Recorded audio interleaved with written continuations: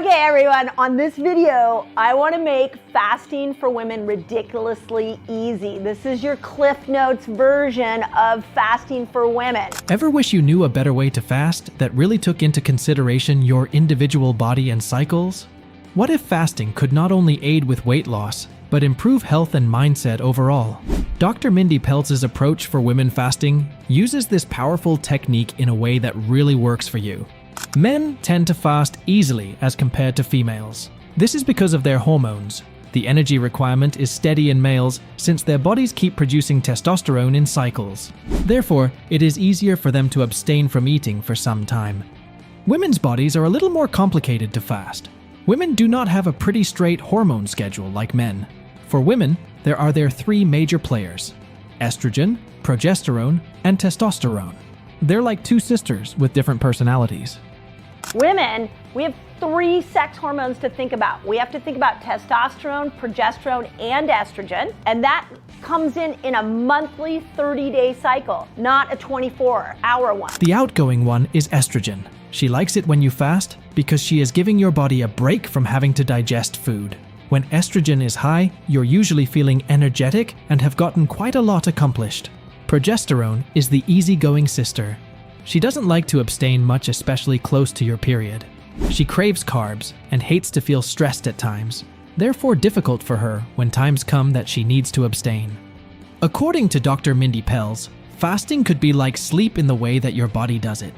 Just as sleep makes your body heal from top to bottom, fasting makes your body heal from inside out. We all know how good it feels to get a good night of sleep, but with fasting, it is a rather refreshing phenomenon. When you are fasting, your body starts converting from sugar to fat for fuel. That is where the magic begins. There, you can burn through your fat reserves to lose weight and reduce inflammation in the body. Inflammation can become the cause of a lot of other health problems, thus reducing it makes all the difference. Fasting can also help your brain. Burning the fat for energy produces ketones in your body, which are pretty much a super fuel for your brain. Many people discover that on fasting days, they can think clearer and seem to have more energy. Another interesting feature of fasting is autophagy, its word you would never forget. It's like your body does some kind of spring cleaning. When you fast, your cells start breaking down those old, damaged parts and removing toxins from there. This means that your cells function better, and the process even slows aging. Before we move on, please take a second to like this video and subscribe to the channel. Over 98% of you watch the videos without subscribing. Imagine what we could accomplish if everyone subscribed. Fasting is like a Swiss Army knife, Dr. Mindy Pelz said. There are different types of fasting for all different needs. First, take on a 13-hour fast, the mild warm-up for fasting. This is best to begin with the ground if you are a newbie in fasting or simply want to try it out. This way, your body will have a break from incessant digestion throughout the day, refreshing and energizing you. And if you're feeling bolder, then go for a 17-hour fast. The process your body undergoes does an activity called autophagy, which is like a cell's deep clean. It cleans up the old broken stuff, enabling your body to fix itself. Think of it as giving your body a tune-up. The simplest fasting option is the 13-hour fast. It is like a gentle daily reset, giving your body some freedom from constant digestion. This would be a good starting point for anyone to be introduced to it, or for anyone seeking to integrate fasting into his daily routine to achieve greater health. You may go a step further and even try this 17-hour fast. In that period, your body goes through a process of autophagy, in which it cleans out and repairs damaged cells. It's simply like giving the body a tune-up. The second is the 24-hour fast. This one can be used to reset the digestive system. Now, this shortcut restores your microbiome, and your microbiome is crucial for digestion, the immune system, and mental health. If you're feeling terrible, this is probably the fastest way to get you back on track. The 36-hour fast is the acceleration of the fat burn. And for those trying to enhance cognitive function and drive, the 48-hour fast is essential for overcoming any weight loss plateau or revving up a sluggish metabolism. Throughout this period, your dopamine system rests and in many cases results in sharper clarity, increased happiness and focus. And then comes the 72-hour fast. It is the final button and starts with the complete rebooting of your immune system, and your body will start anew. So it's the more complicated fast method that should be carried out, occasionally, otherwise conferring many benefits for general health. For them, timing is essence, as they can fully benefit from the fasting, which otherwise is a tool of great power. Dr. Mindy Pelz has been able to elucidate optimal ways of aligning your fast with the 4 phases in your menstrual cycle. When you align your fasting schedule with the body's natural cycles, you are then able to maximize advantages and avoid adverse effects that may result from poor fasting practice. It's called power phase, days 1 through 10 of your cycle. This is when your menstruation has begun and your estrogen starts to rise significantly right after.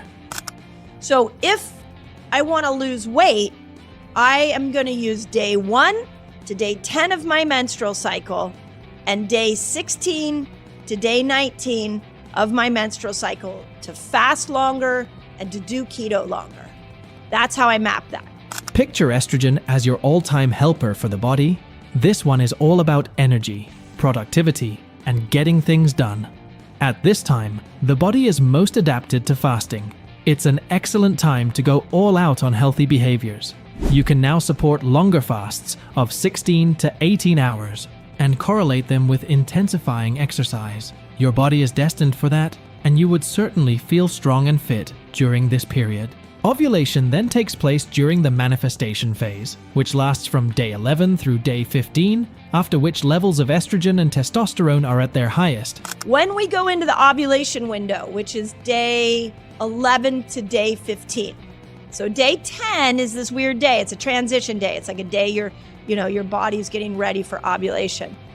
Now we have a really different scenario going on in that window, in that time period, because estrogen's at her peak, testosterone comes roaring in, and you get a little bit of progesterone. There is this feeling about entering a superhuman phase, becoming sharp, innovative, and prepared to achieve everything. Take breaks at moments of high energy and try to shorten the duration of fasting to about 15 hours. This is a good time to improve gut health with nutrient-rich foods that could enhance the health of a microbe. Ensure your body is in the creative state with good nutrition to maintain its energized and mentally sharp condition. The second power phase takes place from day 16 to day 18. After the spike in your hormone levels post-ovulation, there is a slight drop in your hormone levels, with small amounts of estrogen and testosterone still available for your body to utilize. It's a good time to attempt a shorter fasting period of about 14 to 16 hours, and consider a low-carb or keto diet if that fits your preferences. You should be careful about your energy and stop pushing yourself even though you may be able to do it. And then, finally, there's the nurture phase between day 19 and day 28. During this time, progesterone is activating and saying, slow down, slow down. Progesterone is very nurturing to herself. It tends to relax us, makes us feel like resting and taking care of ourselves. In this case, long periods of starvation are not going to help you out. You should focus on short periods of fasting, at least, and modify your diet to include slow carbs comprising fruits, squashes, and other comforting foods that meet the requirements of progesterone. The time to listen to what your body has been trying to tell you. They may signal an increase in glucose to help progesterone. Though helpful, fasting is not for everyone, especially pregnant or nursing women, and for individuals having conditions like eating disorders.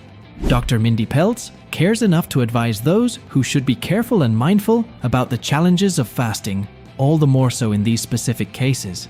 So, what are your thoughts on this? Let us know in the comments below.